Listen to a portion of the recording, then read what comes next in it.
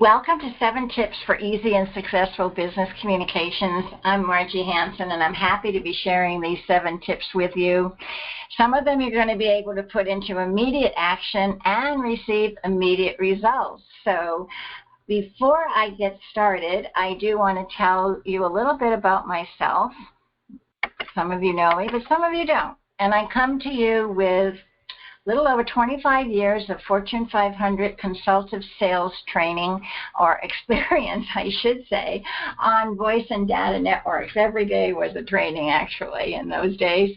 And I couldn't have been luckier to have had a front row seat in all the changes that occurred from the miracle of 1200 baud way back when to the culmination of my career in that particular Fortune 500 arena, being part of the first team of salespeople for Cisco Systems.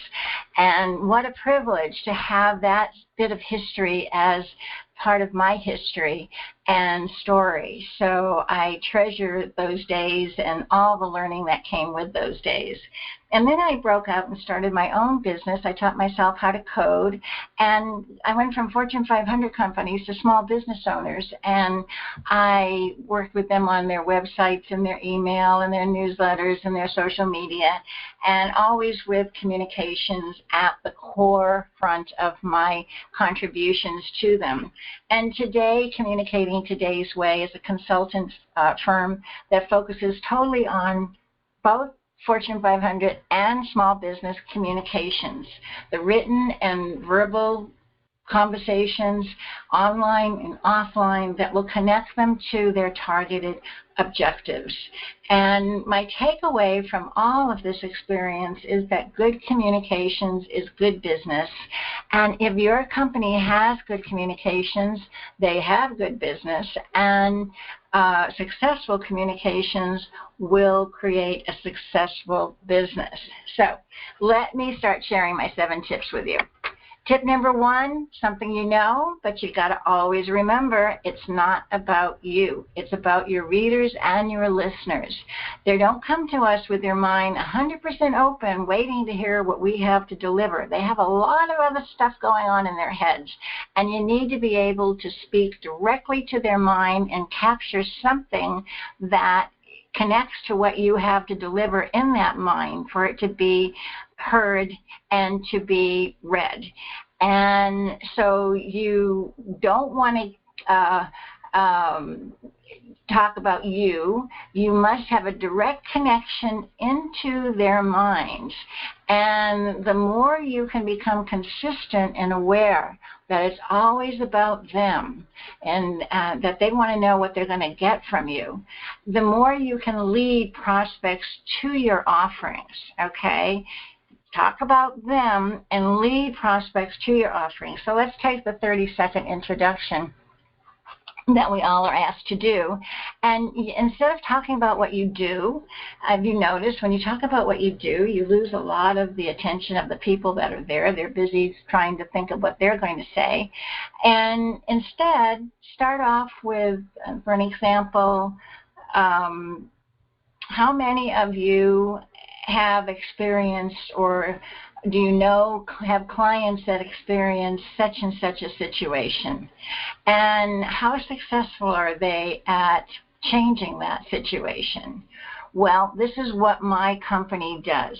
So you've asked a question that brings them into what you want to talk about, and it could be of interest to them, could be a problem they're having, so they're paying more attention.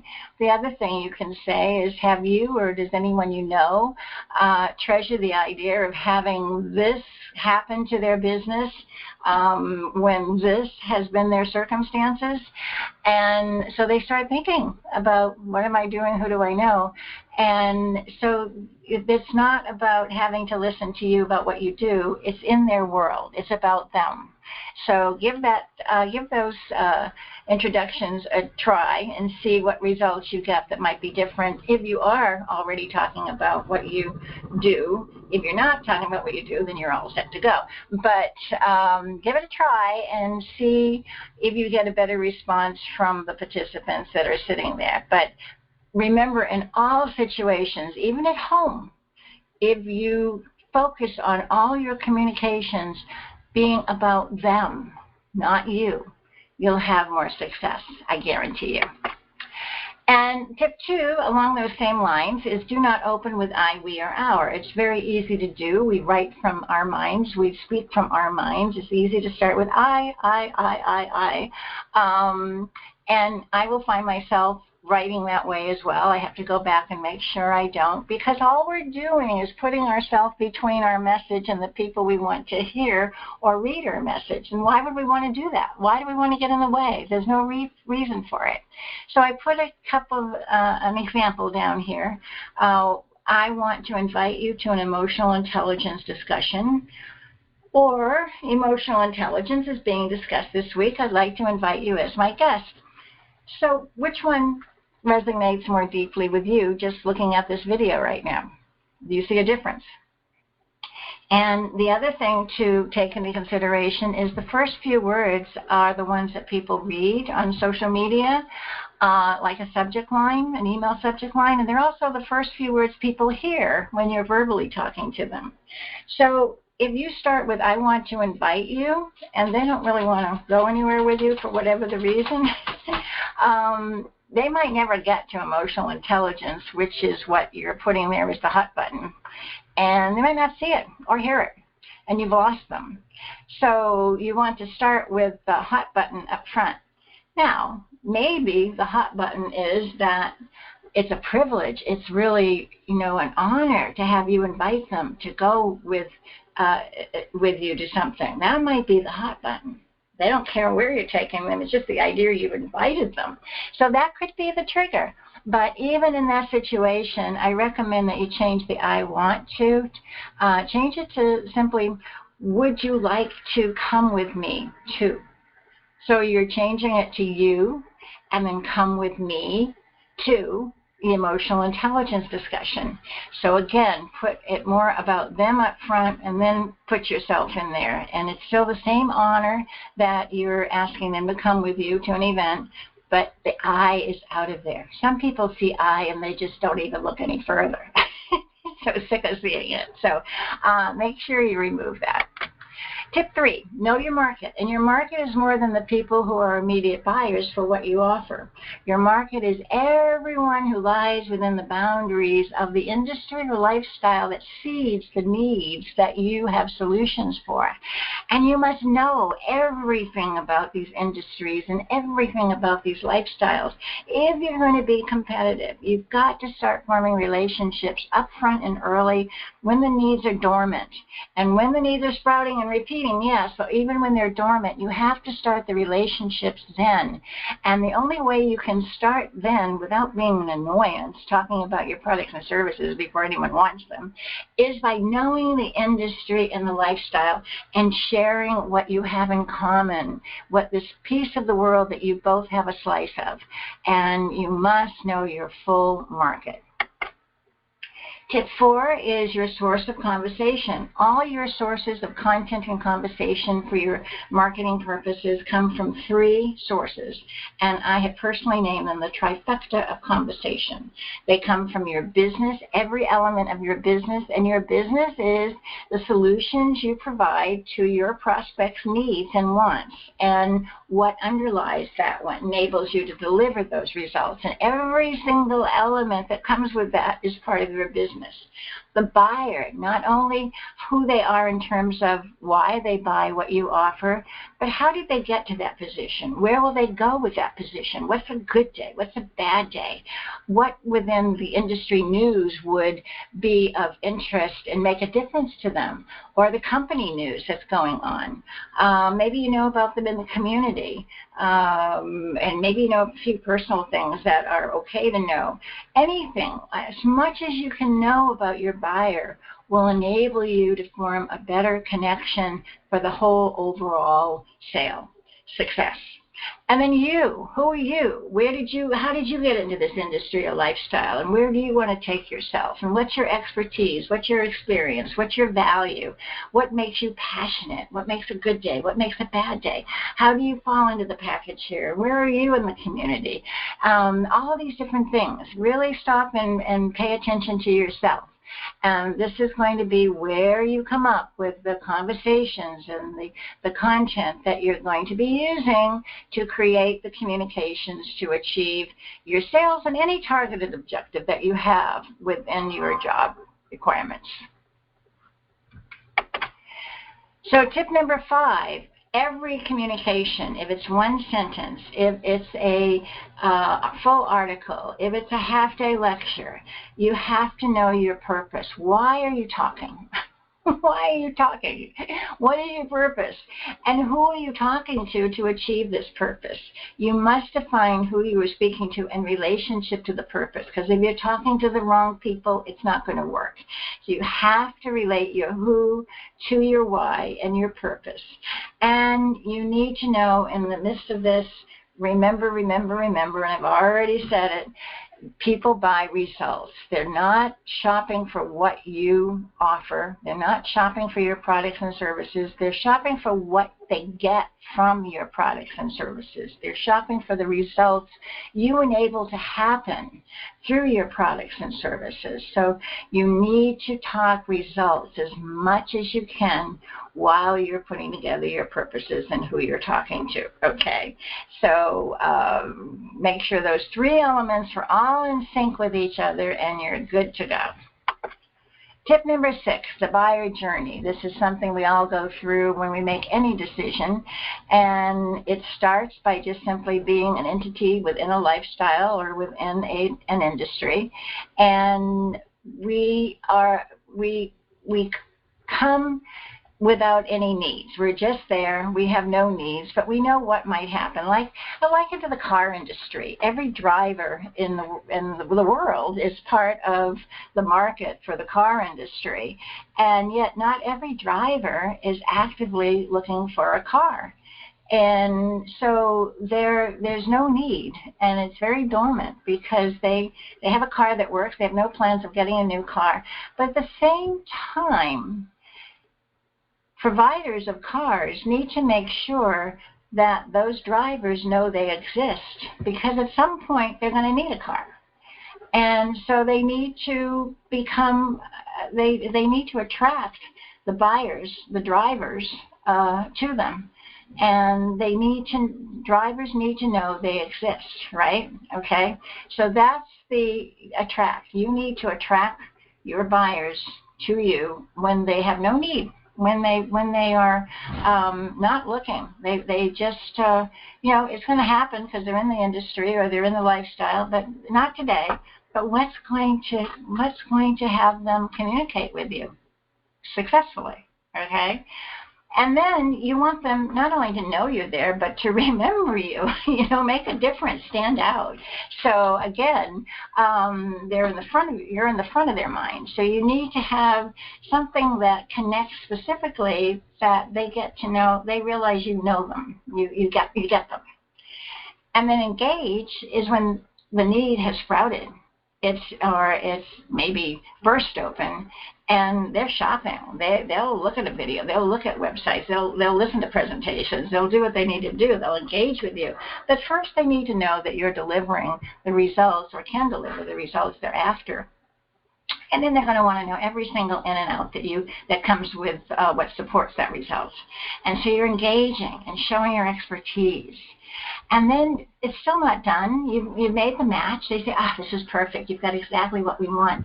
You still have to put together the remaining details. Maybe it's logistics. Maybe it's training. Maybe it's payment plan.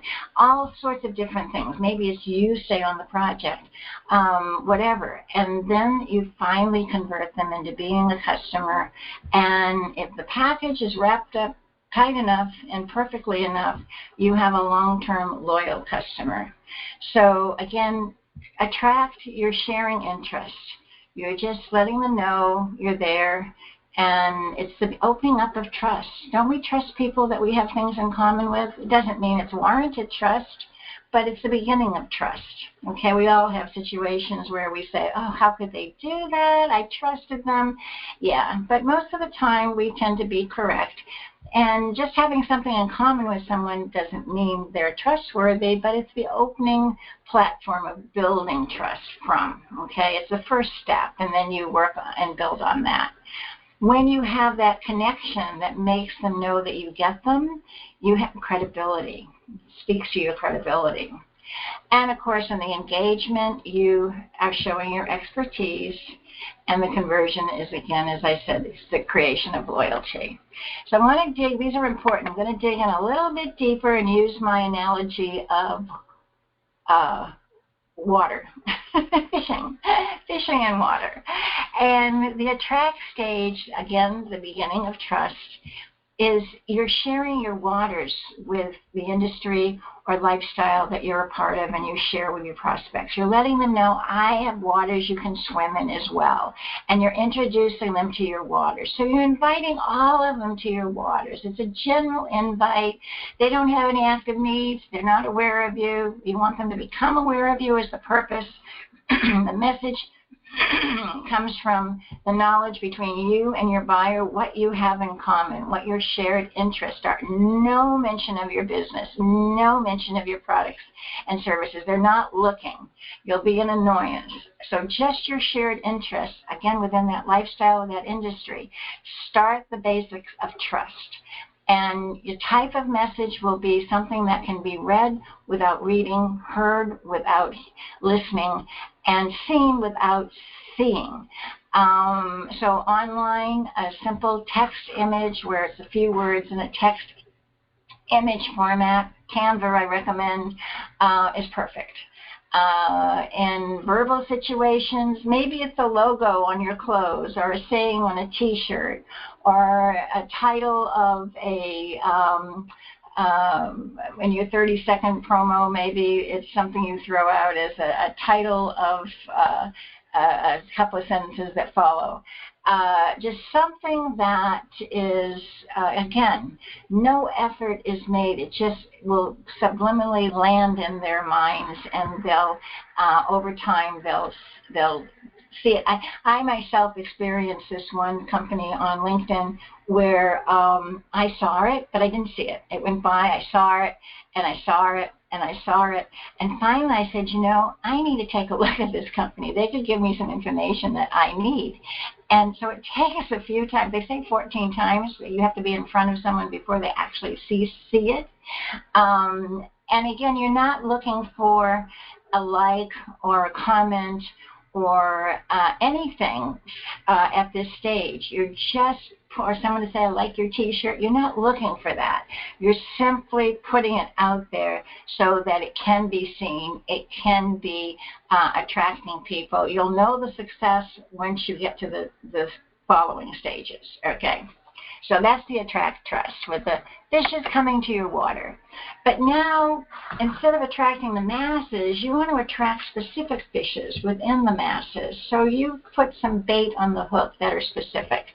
And it's something they're going to bite on. They can't miss it. They just, oh my God, do they get me? Yeah, that's exactly what happens. I relate it to, one of my examples is walking through a mall where you are headed for the parking garage. You're not shopping, but the color orange, your favorite color, catches your eye, and you turn, and it's your favorite color is orange and your favorite style sweater in the store window, and you say, oh, I can't shop now. But I love it. They get me. They have my style. They know what I want. What's the name of the store? I got to remember. I got to come back. That's what you want to have happen. So you want to find out what type of information will trigger that kind of, they get me, or high five, or love it. And that's the beginning of you building credibility, because they, again, feel you get them. And you want to open your messages with that bait. What multiple types of messages will work, short, long, but you must open with the bait, because that's what they need to see right away. Okay? And there's different ways of doing that, but you want to open up with the bait. Okay, engage expertise. these are the shoppers. That seed has sprouted or burst open, and they're shopping. They want to know what you got. But even when they want to know what you got, you want to start with the results that you deliver. Results, results, results. I can't stress it enough. Talk results before you talk other things. Get agreement on the results that they're looking for, and then dive into the products and services that will deliver those results. And this is where your message will come from the elements of your business and the buyer, what they're looking for. And you're going to show your expertise here. And you want a good customer. The last thing you want is a bad match. You don't want to work with a client that's going to be a pain in the neck. You want to get everything out.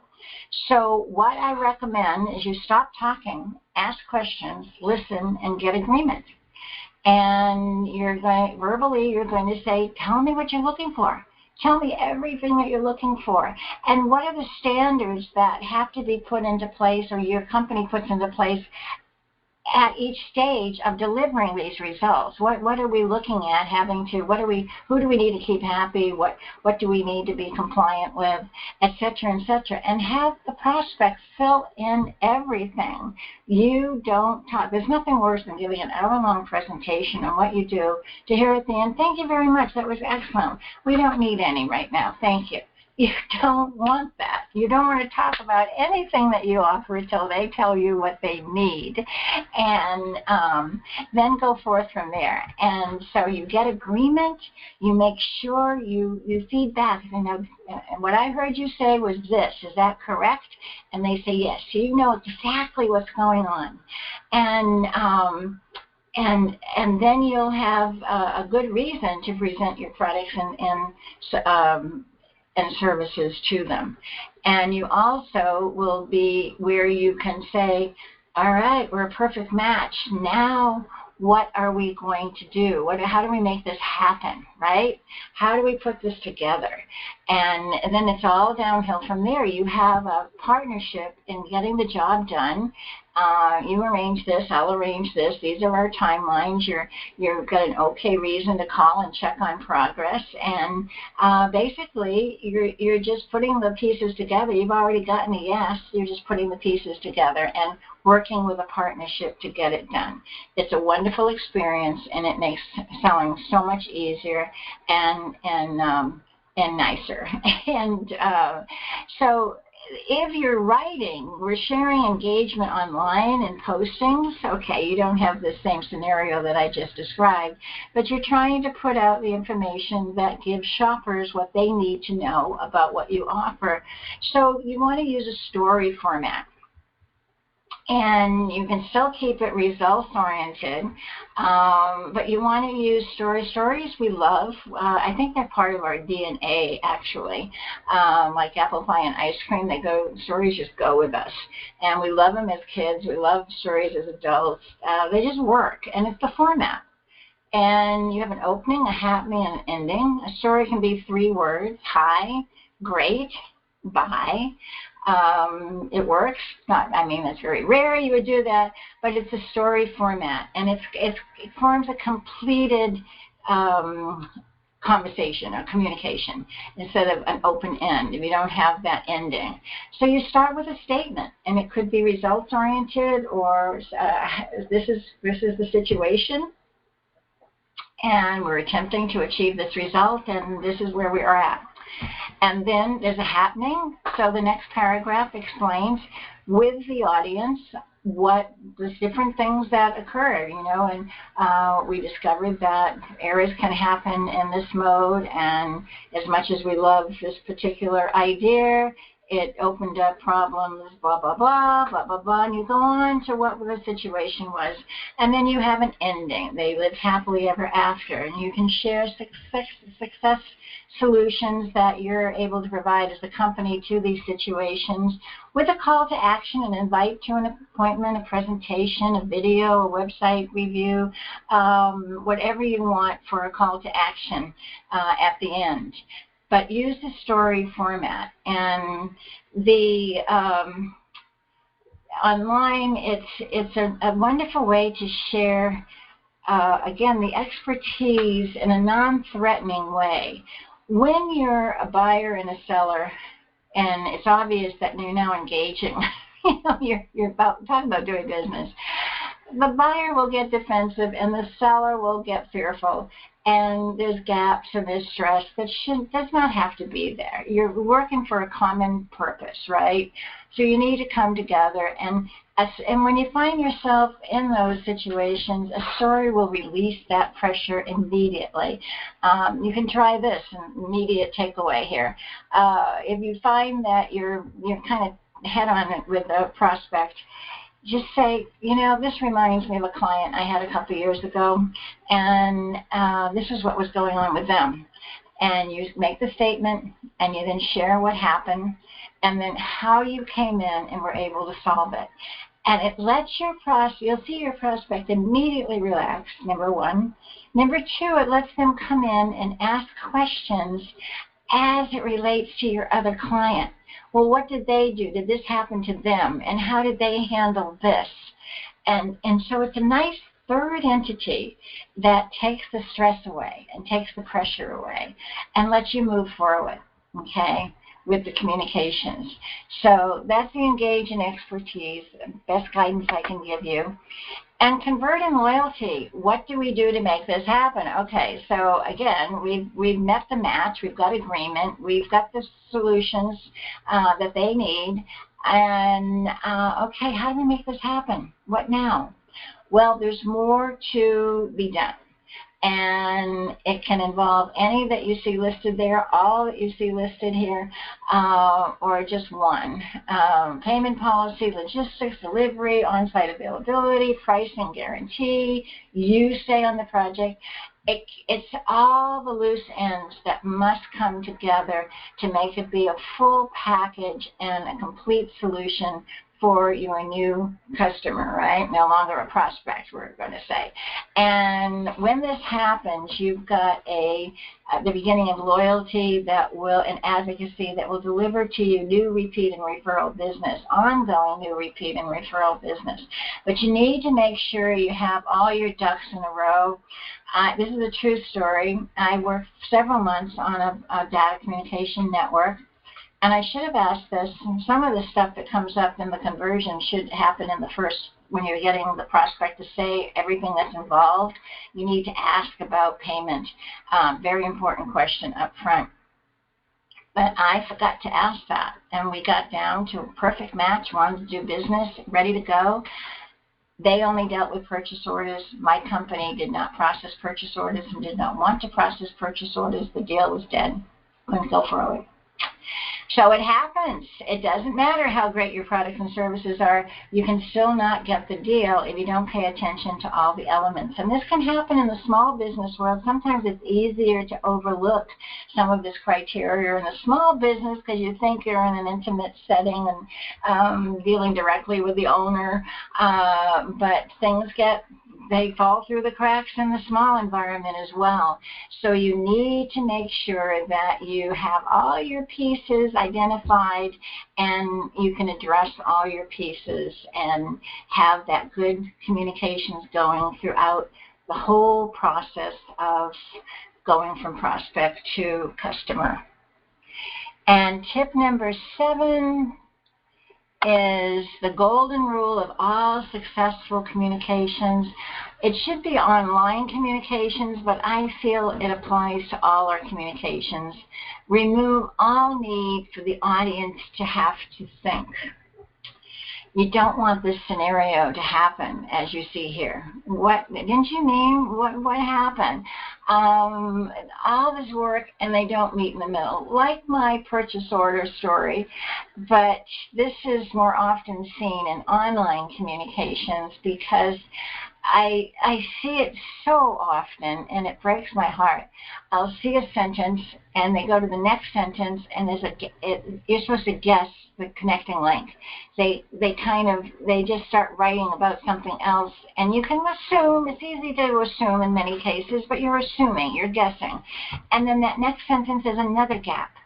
And by the time you get to the end, each sentence is just loosely connected to the one ahead of it. The writer knows exactly what they're talking about. They just didn't fill it in that level of detail because they thought it would be too long. But again, each one of those gaps is opening up an opportunity for people to fill in their own meaning. And you can see at the end of one of these postings that 5 different people could take it 5 different ways. And that's not what you want. That's not going to create clear communications that deliver clean, successful results in meeting an objective. Picture driving cross country, and if you start taking every side detour that you run across with not planning on it, but you just kind of, we have a gap here in the route, so let's go over here, or let's go over here. You might never get to the end result where you're going. You might stop along the way, you might get lost along the way, or you might end up having a mess on your hands from the trip because you ran out of money, or this, that, or whatever. It gets messy, just gets messy. And so each word needs to connect to each word, and word to word, sentence to sentence, paragraph to paragraph. You need to be able to read it back and see that it is connecting. It is flowing directly from, again, one word to the next word, one sentence to the next sentence. There's no gap where you start with a new topic on the next sentence. Even though it relates, it's a new topic, sometimes you just reverse that sentence and it works beautifully. And you don't use abbreviations, and you spell it out, okay? Even if it takes 2 lines to spell it out, because then they'll know what you're talking about and they can read it very easily. It's very easy to read. When it flows, reading goes by very quickly and it's easy to absorb. It's when they have to stop and think that reading becomes time-consuming and hard. But if you connect everything, reading flows really quickly. And so spell out that abbreviation. Worst thing that can happen is they think they know what it means and they don't, and they can't follow the rest of the post and they drop off and you get nothing from it. So you should have spelled it out. You would have kept them on board and maybe gotten some success from them. Likewise, don't be afraid to make it be longer. If an extra sentence is going to make it be clearer, add that extra sentence. But on the same hand, remove filler words that you don't need. You don't need a lot of adjectives. They're nice when you're reading a book. They give color, they give ambiance, but people are curling up with their books and reading their books. Online postings, especially marketing postings, are being glanced at and being looked at quickly. So get any filler words out of there. Words that they'll get the message without the extra adjectives. They will, for the purposes that you're trying to achieve. So eliminate those and just make it be clear and distinct and direct communications to your readers. Make that change right away. That's something you can do immediately. Go back and review your postings and make that change and see if you see a difference there. So those are the end of my tips. I welcome conversation on all of them. You're all invited to complimentary sessions with me, one complimentary session. And this is my contact information here. Go to my website. There's a way you can fill out a form there to request one as well. And I love complimentary conversations. I can also do a review of a small package of what you have and compliment you on what you're doing correctly, or find some gaps where you need some assistance and some improvements that are made. If you're really serious about working on your content and messaging, I do have a program. It's on my website, and it's Content Marketing and Expertise, and it's one-on-one live interactive training. We work together, and you will know your why, when, who, where, and how when you finish the program. But we work together and we create actual messaging and content for the 4 stages of your buyer journey that you can put into use immediately and rotate. And we start that process by identifying the words that will trigger your buyers into action at, again, each stage of the buying process. So it's a program that you learn from, but also you walk away with an inventory that you can use and reuse over and over. So it's a good investment, well priced. So check it out on my website. And meanwhile, contact me with any questions that you have. And thank you you for watching my video. I hope to have more for you to watch as well, so stay tuned. And remember, good communications is good business.